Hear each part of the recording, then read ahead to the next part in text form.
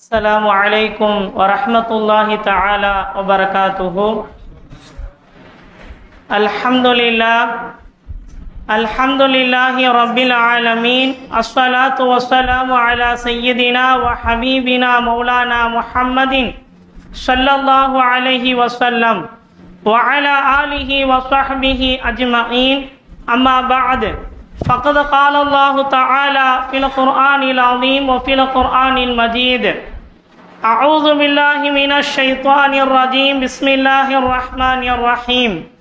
فألهمها فجورها وتقواها قد أفلح من زكاها وقد خاب من دساها. صدق الله العلي العظيم. புகழும் புகழ்ச்சியுமாகிறது ஏகவல்லோன் அல்லாஹ் ஒருவனுக்கே உரித்தாகட்டுமாக.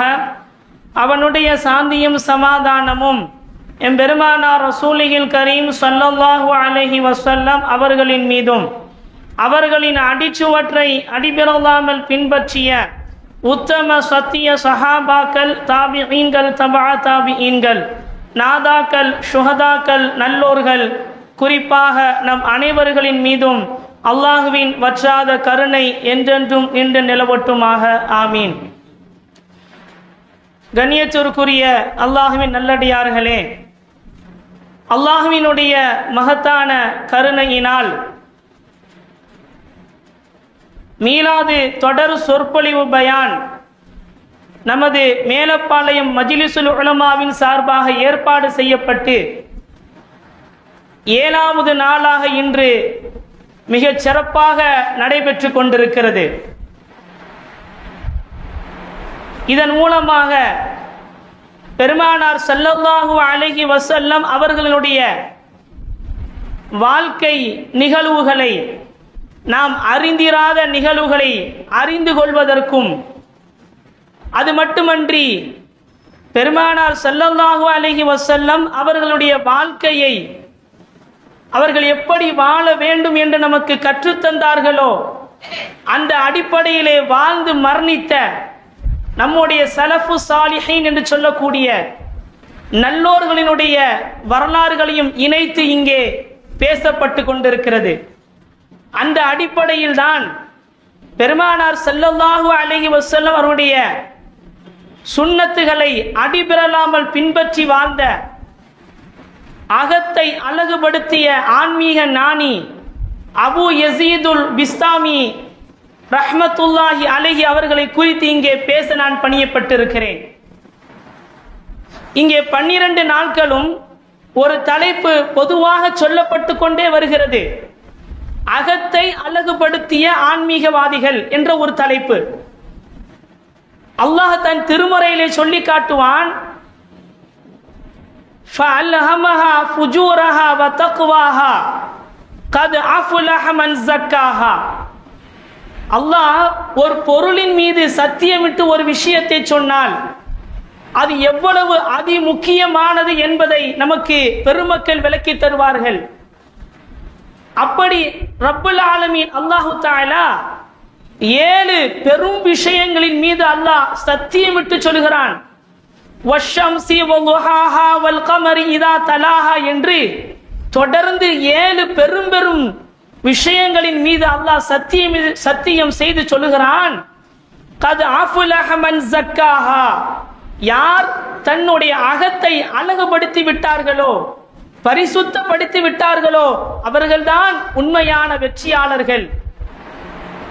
இன்னும் ரப்புல் ஆலமீன் அல்லாஹ் சொல்லுவான் தன் திருமறையிலே, நபிமார்கள் இந்த உலகத்திலே அனுப்பப்பட்டதற்குண்டான காரணம் குறித்து சொல்லும் பொழுது, லகத் மன்னல்லாஹு அலல் முஃமினீன இத் பஅஸ ஃபீஹிம் ரசூலம் மின்ஹும்.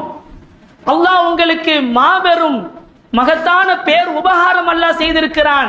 இத் பஅஸ ஃபீஹிம் ரசூலம் மின்ஹும். அல்லாஹ் உங்களுக்கு அந்த மக்களில் இருந்தே ஒரு ரசூலை தேர்ந்தெடுத்திருக்கிறான். அவருடைய பணி என்ன தெரியுமா? யதுலு அலைஹிம் ஆயாத்திஹி வ யுஸக்கீஹிம். அவர்கள் உங்கள் மீது அல்லாஹ்வுடைய திருவசனத்தை ஓதி காட்டுவது மட்டுமல்லாமல் உங்களுடைய அகத்தை அழகுபடுத்துவதற்காக இந்த உலகத்திலே அனுப்பப்பட்டவர்கள். அப்படி பெருமானார் ஸல்லல்லாஹு அலைஹி வஸல்லம் அந்த வாழ்க்கை எப்படி வாழ வேண்டும் என்று கற்றுத்தந்தார்களோ அந்த அடிப்படையிலே தன் வாழ்க்கையை அமைத்து தன் அகத்தை அழகுபடுத்திய ஆன்மீக ஞானிகளில் ஒருவர்தான் அபு யசீதுல் பிஸ்தாமி ரஹ்மத்துல்லாஹி அலைஹி அவர்கள்.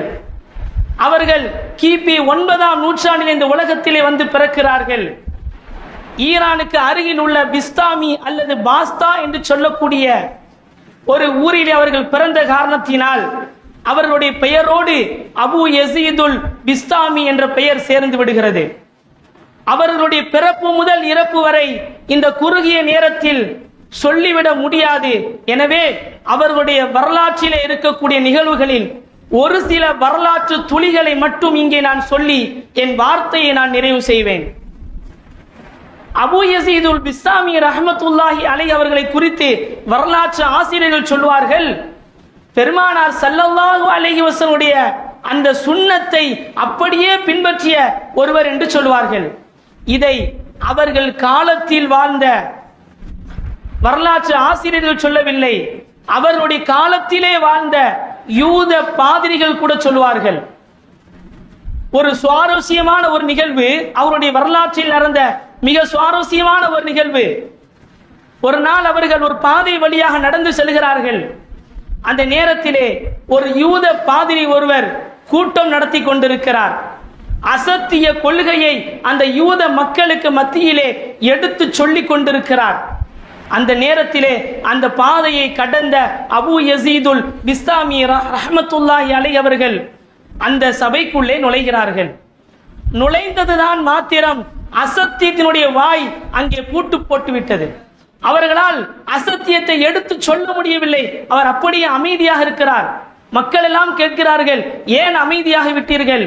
நீங்கள் சொல்லுங்கள், போதனையை எங்களுக்கு தாருங்கள் என்று சொல்லும் பொழுது அவர்கள் சொன்னார்கள் ஒரு வார்த்தை, தஹல ஃபீனா முஹம்மதி, தஹல ஃபீனா முஹம்மதி. நம்முடைய கூட்டத்திலே ஒரு முஹம்மதி நுழைந்து விட்டார். யார் அந்த முஹம்மது? முஹம்மது என்று சொன்னால் பெருமானார் ஸல்லல்லாஹு அலைஹி வஸல்லம் அவர்களுடைய அந்த சுன்னத்தை பின்பற்றிய ஒருவர் நம்முடைய கூட்டத்திலே இருக்கிறார். எனவே என்னால் சொல்ல முடியவில்லை என்று சொல்கிறார்கள். அப்படியானால் மக்கள் சொல்கிறார்கள், எங்களுக்கு நீங்கள் ஆணையிடுங்கள், அவரை நாங்கள் கொலை செய்து விடுகிறோம். வேண்டாம், அவர்களை கொலை செய்ய வேண்டாம், எனக்கு முன்னால் வந்து அமர சொல்லுங்கள், நான் ஒரு சில கேள்விகளை அவர்களுக்கு நான் கேட்கிறேன், அதற்கு அவர் எப்படி பதில் சொல்கிறார் என்று நாம் பார்ப்போம். அப்படியா என்று சொல்லி அபு யசீதுல் பிஸ்தாமி அவர்களை அந்த யூத பாதிரிக்கு முன்னால் அமர்த்தப்படுகிறது. யூத பாதிரி கேள்வி கேட்கிறார். என்ன சொல்கிறார் தெரியுமா? ஒன்று இருக்கிறது, இரண்டு இல்லை, அது என்ன என்று கேட்கிறார். அபு யசீதுல் பிஸ்தாமி அவர்கள் சொல்கிறார்கள், குல் ஹுவல்லாஹு அஹத், அல்லாஹ் ஒருவன் தான், இரண்டு என்பது கிடையாது. இரண்டு இருக்கிறது, மூன்று இல்லை, அது என்ன என்று கேட்கிறார்கள். அல்-லைலு வன்-நஹார், இரவு பகல் இரண்டு தான் இருக்கிறது, மூன்று கிடையாது. மூன்று இருக்கிறது, நான்கு இல்லை, அது என்ன? லவ்ஹ், கலம், குர்சி என்று மூன்று தான் இருக்கிறது, நான்கு என்பது கிடையாது. நான்கு இருக்கிறது, ஐந்து இல்லை, அது என்ன? சொல்கிறார்கள், தௌராத், இன்ஜீல், ஜபூர், குர்ஆன், நான்கு வேதம் தான் இந்த உலகத்தில் இருக்கிறது, ஐந்தாவது என்று ஒன்று கிடையாது. ஐந்து இருக்கிறது, ஆறு இல்லை. ஹம்ஸ ஸலவாத்தின் கதபஹுன்னல்லாஹ், அல்லாஹ் இந்த உலக மக்களின் மீது ஐந்து கடமைகளை, ஐந்து வகையான கடமையான தொழுகைகளை தான் கடமையாக்கி இருக்கின்றான். ஆறாவது என்று ஒரு கடமையான தொழுகை கிடையாது. ஆறு இருக்கிறது, ஏழு இல்லை. ஹலகஸ் ஸமாவாதி வல் அர்த ஃபீ சித்தத்தி அய்யாம், அல்லாஹ் இந்த உலகத்திலே வானங்களையும் பூமியையும் 6 நாட்களில் தான் படைத்தான். 7 என்பது கிடையாது. 7 இருக்கிறது, 8 இல்லை. கேள்வி நீண்டு கொண்டே செல்கிறது. சொல்கிறார்கள், خلق 7 سماوات طباقا, வானத்தை அல்லாஹ் தஆலா அடுக்கடுக்காக 7 வானங்களை தான் அமைத்திருக்கிறான். 8வது என்று ஒன்று கிடையாது. 8 இருக்கிறது, 9 இல்லை என்று அவன் கேட்டுக்கொண்டே இருக்கிறான். அவர்கள் அபு யசீதுல் பிஸ்தாமி அவர்கள் ஒவ்வொரு கேள்விகளுக்கும் குர்ஆனின் மூலமாக பதில் சொல்லிக் கொண்டிருக்கிறார்கள். 8 இருக்கிறது, 9 இல்லையா? பதில் சொல்லுகிறார்கள். வயஹ்மிலு அர்ஷ ரப்புக ஃபௌகஹும் யௌமைதின் ஸமானியா, அன்றைய நாளிலே 8 மலக்குமார்கள் தான் அல்லாஹ்வினுடைய அர்ஷை சுமந்து கொண்டு வருவார்கள். 9 என்பது ஒன்று கிடையாது. அடுத்து சொல்கிறான் 9 இருக்கிறது, 10 இல்லை. அதற்கு அவர்கள் பதில் சொல்கிறார்கள், வகான ஃபில் மதீனதி திஸ்அத் ரஹத்தின் யுஃப்ஸிதுன ஃபில் அர்த். அல்லாஹ் குர்ஆனிலே ஒரு கூட்டத்தாரை குறித்து இந்த பூமியிலே அவர்கள் குழப்பம் செய்கிறார்கள் என்று சொல்லும் பொழுது அல்லாஹ் சொல்வான், அவர்கள் 9 வகையிலே இருக்கிறார்கள், 10வது என்று ஒன்று கிடையாது.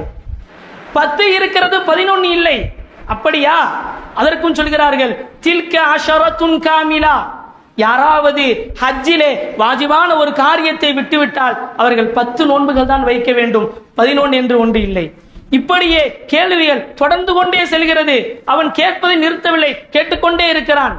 அல்லாஹ் இந்த உலகத்திலே ஒரு வஸ்துவை படைத்தான், அதை பற்றி அவனே கேள்வி கேட்கிறான். அது என்ன வஸ்து என்று கேட்கிறார்கள்.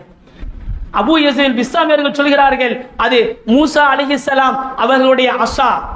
அந்த அஸாவை, அந்த கம்பை படைத்தது ரப்பு தான். அதை குறித்து அவனே கேள்வி கேட்கிறான். அடுத்து சொல்கிறான், இந்த உலகத்திலே ஒரு வஸ்து மூச்சு விட்டு கொண்டிருக்கிறது, ஆனால் அதற்கு உயிர் இல்லை. மூச்சு விடுகிறது, உயிர் இல்லை என்று ஒரு கேள்வி. சொல்கிறார்கள், வஸ்ஸுபுஹி இதா தனஃபஸ். அதிகாலை மூச்சு விடுகிறது, ஆனால் அதற்கு உயிர் இல்லை. இந்த உலகத்திலே ஒரு கபர் இருக்கிறது, அந்த கபரு தன்னிலே உள்ள ஒருவரை இந்த உலகத்தின் பல பாகங்களிலே சுற்றி வந்தது. அது என்ன கபரு? அந்த கபரிலே இருந்தவர் யார் என்று ஒரு கேள்வி. சொல்கிறார்கள் அபூ யஸீதுல் பிஸ்தாமி ரஹ்மத்துல்லாஹி அலைஹி அவர்கள், சையதுனா யூனுஸ் அலைஹிஸ்ஸலாம் அவர்கள் தான். அவர்களுடைய கபர் என்பது அந்த மீனினுடைய வயிறு. அந்த வயிற்றில் அவர்கள் ஏறக்குறைய 40 ஆண்டுகள் இருந்தார்கள். அந்த மீன் அவர்களை அந்த கடலினுடைய பல பாகங்களுக்கும் அது அவர்களை அழைத்து சென்றது. இப்படியே கேள்வி நீண்டு கொண்டே செல்கிறது. நான் சுருக்கிக் கொள்கிறேன். அவன் இப்படி கேட்டுக்கொண்டே இருக்கும் பொழுது அபூ யஸீதுல் பிஸ்தாமி ரஹ்மத்துல்லாஹி அவர்கள் சொன்னார்களாம், எப்பா இவ்வளவு கேள்வி நீ கேட்டியப்பா, நான் ஒரே ஒரு கேள்வி கேட்கட்டுமா என்று கேட்கிறார்கள். ஒரு கேள்வி தானே, சரி சொல்லுப்பா, என்ன கேள்வி நீ பெருசா கேட்டுற போற?